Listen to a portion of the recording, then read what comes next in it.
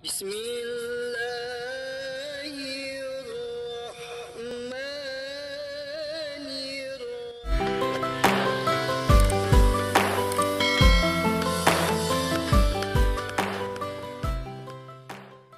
Allah masih menerima taubat kita jika kita sudah pernah berzina. Kalau berzina jangan ikut-ikut saya.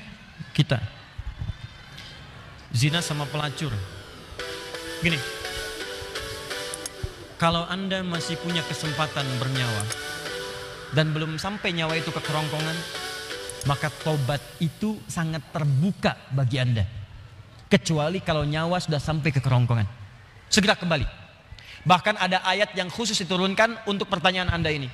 Ayatnya ayat ke-53, surahnya surah ke-39.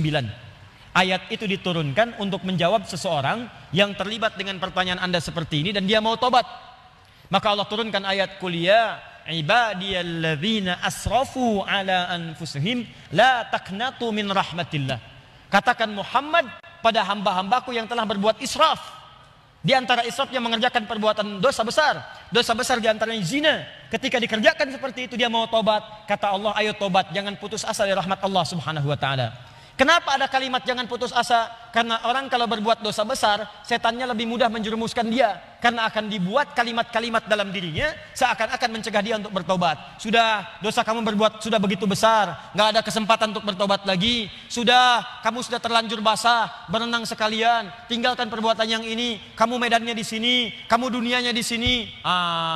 Kata Allah, itu semua tidak benar. Saya itu adalah Tuhan rahmat, bukan Tuhan ghadab. Rahmat saya melebihi ghadab yang ada dalam diri saya. Maka rahmat itu manfaatkan.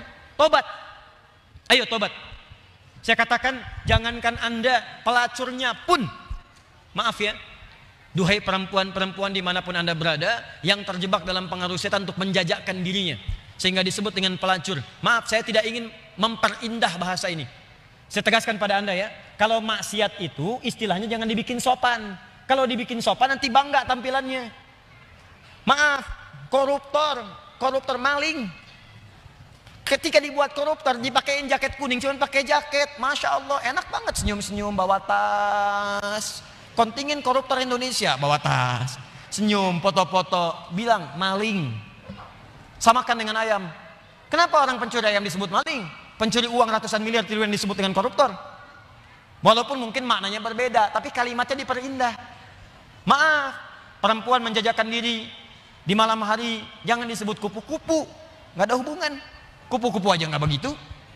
Ya, sebut aja dengan bahasa yang menjijikkan itu sehingga orang menjauhinya. Pelacur, selesai. Laki-lakinya apa?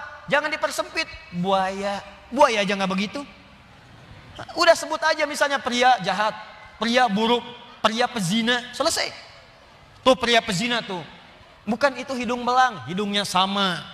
Nggak belang dia. Katakan pezina. Begitu disebut pezina, dia akan menjauhi perbuatan itu. Ayo tempat-tempat zina, sebut aja begitu. Ya, jangan disebut dengan kalimat-kalimat yang indah. Begitu disebut dengan kalimat yang indah, seakan-akan perbuatan itu menjadi baik. Teruskan. Pernah dengar tentang hadis ini? Seorang pelacur memberikan air, minuman kepada seekor anjing. Ketika diberikan itu tiba-tiba keluar firman-Nya dengan segala keikhlasannya dia masuk ke dalam surga. Pernah dengar hadis itu? Jangan salah baca. Kalau salah baca nanti, jadi pelacur aja bisa masuk surga. Cukup cari anjing aja, anjing kasih minum surga. Kalau seperti itu enak banget. Bukan, cara bacanya adalah ketika dia memberi minuman itu, dia sadar dengan dirinya.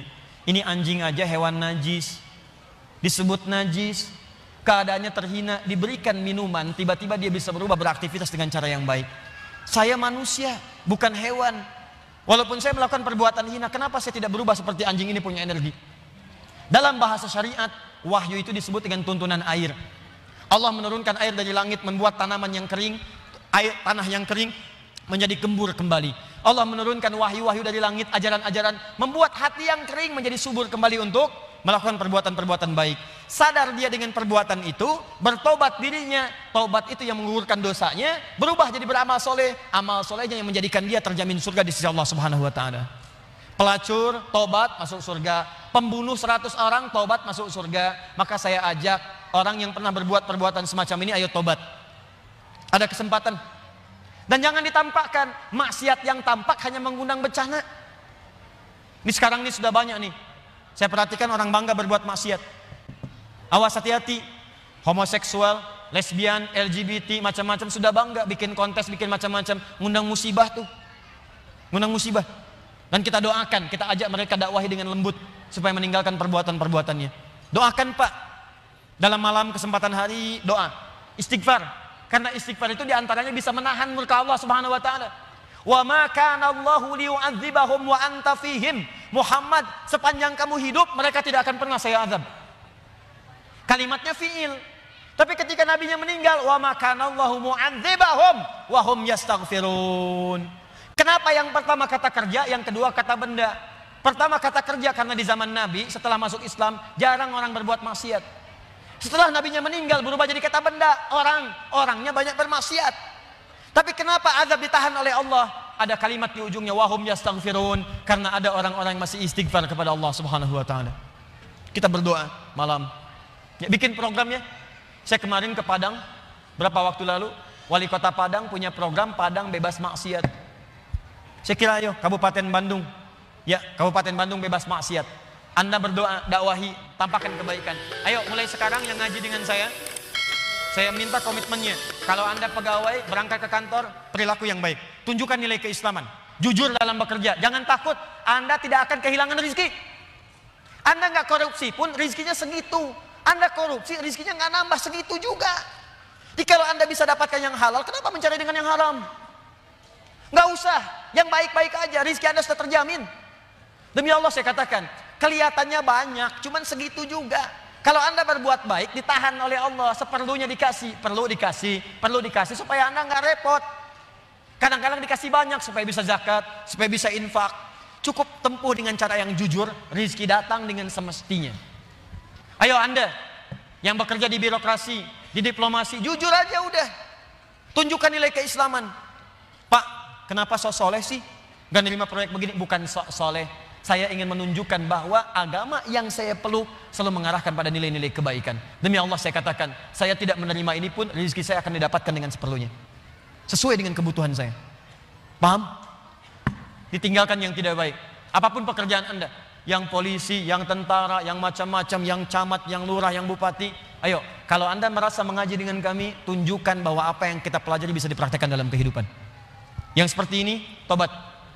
Kalau Anda tobat, saya doakan, saya bermohon pada Allah, semoga yang bertanya ini kalau benar-benar dia bertobat, dan semua yang bermaksiat bertobat, saya bermohon pada Allah, semoga dimuliakan dengan surga saat kembali kepada Allah Subhanahu wa taala. Habis ini waktunya.